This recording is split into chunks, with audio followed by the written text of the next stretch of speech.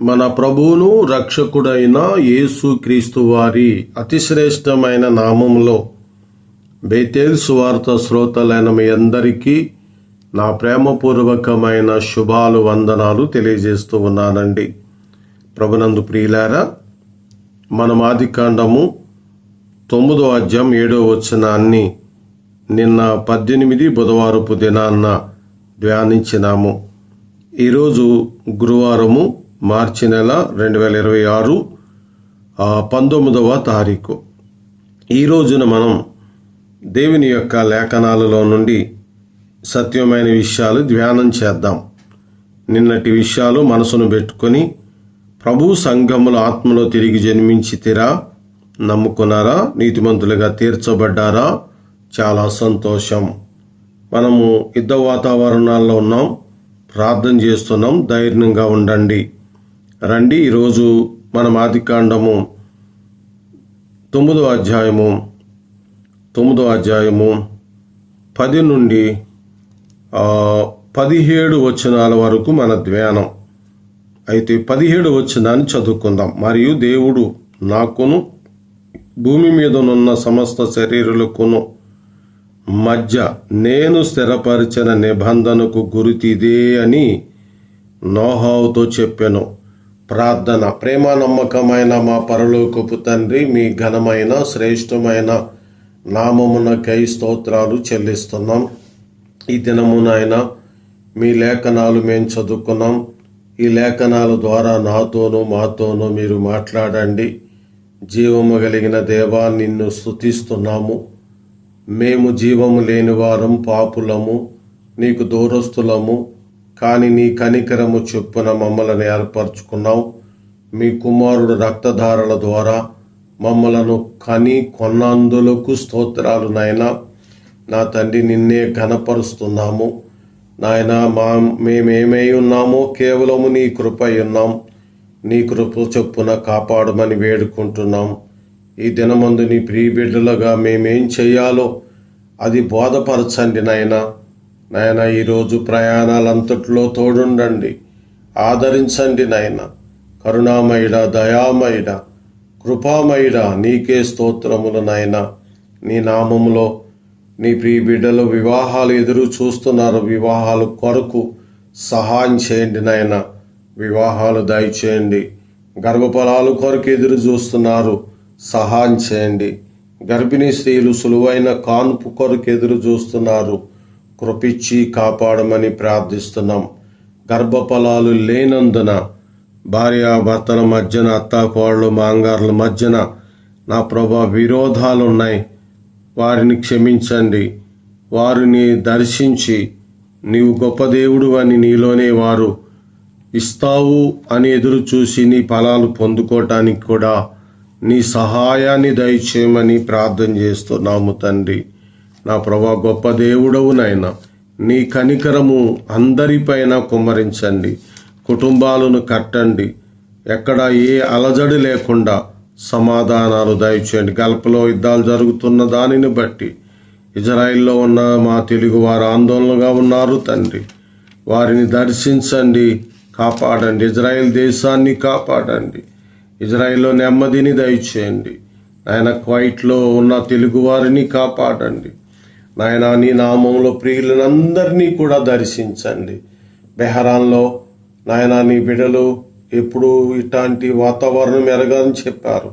వారిని కూడా మీరు జ్ఞాపకం చేసుకోండి నాయన. మస్కట్లో ఉన్న ప్రియులను కూడా ఆదరించండి నాయన. భయం లేకుండా ఉండుటకు కృప ఇచ్చి కాపాడండి. అబుదాబిలో, దుబాయ్లో నా తండ్రి నాయన ఈ జరుగుతున్న దాడులు నాయన భయాందోళన పడుతున్నారు. కృప చూపించండి నాయన. ఇరాన్కి మారు మనసు దయచేయండి. ఇరాన్లో కూడా ఉన్న వారిని కాపాడండి. ఇజ్రాయెల్లో ఉన్న వారిని కాపాడండి. లెబనాన్లో ఉన్న వారిని కాపాడండి నాయన. నా ప్రభువా నాయన, నీ లేఖనాలు నెరవేరుతూ యుద్ధాలు జరుగుతూ ఉన్నాయి. అయినా నీ ప్రజలను కాపాడి రక్షింపబడి నీలోనికి వస్తానికి సహాయం చేయండి. అరబ్బులో ఉన్న వారందరిని కూడా రక్షించమని ప్రార్థిస్తున్నాం. ఇండియాలో ఉన్న వారిని కాపాడండి, రక్షించమని కాపాడుతున్నాం, ప్రార్థన చేస్తున్నాము. సహాయం చేయండి నాయన. నాయన, నీ నామంలో నాయన ఒక సహోదరులు కుటుంబం ఆయన బిడ్డకు వివాహం చేయాలి. ఆయన మరి వారి యొక్క బిడ్డ వివాహం ఆడే సహోదరుడు క్వైట్ నుండి ఇంటికి రావాల్సిన వారై ఉంటుండగా సహాయం చేయండి, కృప చూపించమని ప్రార్థన చేస్తున్నాం. నాయన రాజేశ్వరి కొరకై ప్రార్థిస్తున్నాం, మంగగారు కొరకై ప్రార్థిస్తున్నాం, ఏకోబేదు పాల్ గారు కొరకై ప్రార్థిస్తున్నాం. కృప చూపించండి నాయన కుటుంబాలుగా కాపాడండి, రక్షించుమని ప్రార్థిస్తున్నాం. పిల్లలను కాపాడండి, వారి చుట్టూ మీ దూతల కావలి ఉంచుమని ప్రార్థన చేస్తున్నాం. కృపామయుడ, దయామయుడ, నీకు అసాధ్యమైనది ఏదీ లేదు, సమస్తము నీకు సాధ్యం. కృప చూపించండి. ఈ దినాన్న ఖత్తర్ దేశాల్లో ఉన్న ప్రియులను కాపాడండి, వారి జీవితాలు కట్టమని ప్రార్థన చేస్తున్నాం. కృపామయుడ, నీవే సహాయం చేయండి. యేసుక్రీస్తు ఘనమైన నామములో ఈ ప్రార్థన అడుగుచున్నాము తండ్రి, ఆమేన్. ప్రభునందు ప్రియులారా, మనము కొంతవరకు అన్నిటి కొరకు ప్రార్థించినాము. మీరు ఏదైనా మీ సేవకుడు కృష్ణ కేప ప్రార్థన కోరాలనుకుంటే తెలియచేయండి, మీ కొరకై నేను ప్రార్థన చేస్తాను. మనము ఆదికాండంలో ఉన్నటువంటి విషయాలు ధ్యానిస్తూ వచ్చినాము. 7వ వచనాన్ని ధ్యానించినాము నిన్నటి సమయాన్న. ఈరోజు మనం 8వ వచనము నుండి 19 వచనాలు వరకు లేక 17 వచనాల వరకు దేవుడు నోహోవుతో చేసిన నిబంధన కనబడుతుంది. నిబంధనకి ముఖ్య ఉద్దేశం ఏంటంటే మరలా జల ప్రవాహము ఇంకా భూమి మీదకి రాదని దేవుడు చెప్తూ వస్తున్నాడు. ప్రియులారా, దేవుడు ఆనాడు జల ప్రళయాన్ని ఎందుకు రప్పించాడు? మొదటిది, వారు క్రమము తప్పిపోయారు. రెండవది, ప్రేమ వివాహాలు చేసుకున్నారు. మూడవది, ఆ ప్రేమ వివాహాలను బట్టి బలశూరులు అనగా ఉన్నత దేహులు 16 నుండి దగ్గరగా 32 అడుగులు ఎత్తుగలిగిన మనుషులు పుట్టారు. ఆ జనులను బట్టి అప్పుడున్న లోకమంతా చెడిపోయింది. కాబట్టి దేవుడు వారినందరినీ నాశనం చేయటానికి జలప్రళయాన్ని రప్పించాడు. జలప్రళయం తరువాత జనులకు ఆయుష్కాలం కూడా తగ్గించేశాడు. ఇప్పుడు నోహోవు కుమారుల కుటుంబముతో 9వ అధ్యాయములో వాగ్దానం చేస్తున్నాడు. ఏమనంటే, ఇక నేను జలప్రళయాన్ని రప్పించను అని. అందులకు నా ధనుసు మేఘములో మీకు కనబడుతుంది అని చెప్తూ, నేటికి కూడా మనకు ధనుస్సు రెయిన్బో కనపడుతుంది.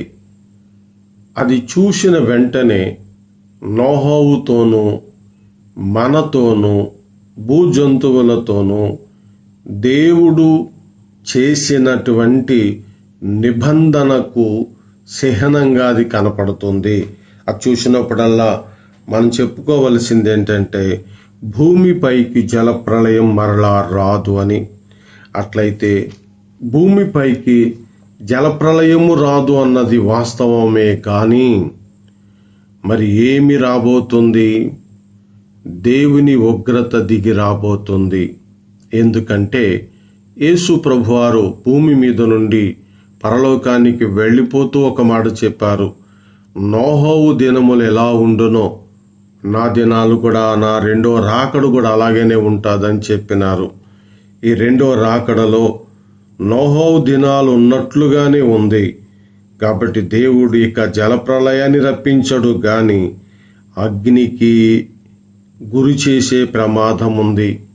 దేవుడు ఎందుకు ఇలా చేస్తున్నాడు అంటే, ఈ భూమి మీద ఉన్నటువంటి జనులను ఆయన శాశ్వతంగా తీసివేసేస్తాడు. కాబట్టి ఇప్పుడు ప్రభువైన యేసుక్రీస్తుని నమ్ముకోవాలి, ఆయనను విశ్వసించాలి. యేసు రక్తం ప్రతి పాపముల నుండి నిన్ను నన్ను కడుగుతుంది. రక్షింపబడిన వారికి ఆయన ఒక గుర్తిచ్చాడు. అది ఏంటంటే, యేసు మృతి పొంది తిరిగి లేచిందని నమ్మిన ఎడల అదే ప్రకారం యేసు నందు నిద్రించిన వారిని కూడా ఆయనతో ఎంటబెట్టుకుని వచ్చును. నిజమే, మనం ప్రభు మాటను బట్టి తెలియజేసుకోవలసిన విషయం ఏమిటంటే, ఆయన మృతి పొంది తిరిగి లేచినని నమ్మితే చాలు, నిన్ను కూడా మృతులలోండి తిరిగి లేపుతాడు. మరలా భూమి మీదకి రాబోతున్నాము అని అర్థం అండి. కాబట్టి ఒక రోజున ఈ భూమి మీద ఇక అన్నీయును తీసివేసేస్తాడు. ఇందులో మనము చదువుకుంటున్నాము, 2 పేతురు 3వ అధ్యాయంలో చదువుకుంటున్నాము 6 నుండి. ఆ నీళ్ల వలన అప్పుడునున్న లోకము నీటి వరదలో మునిగి నశించెను. అయితే ఇప్పుడునున్న ఆకాశమును భూమియు భక్తిహీనుల తీర్పును నాశనమును జరుగు దినము వరకు అగ్ని కొరకు నిలవజేయబడినదై అదే వాక్షము వలన భద్రము చేయబడి ఉన్నది. ఇప్పుడున్న ఆకాశ భూమిలన్నీ కూడా మిక్కటమైన వేండ్రంతో లయమైపోవటానికి రెడీగా ఉన్నాయి.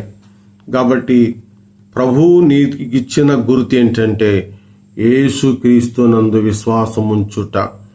యేసుక్రీస్తునందు విశ్వాసముంచిన నిన్ను రక్షిస్తాడు.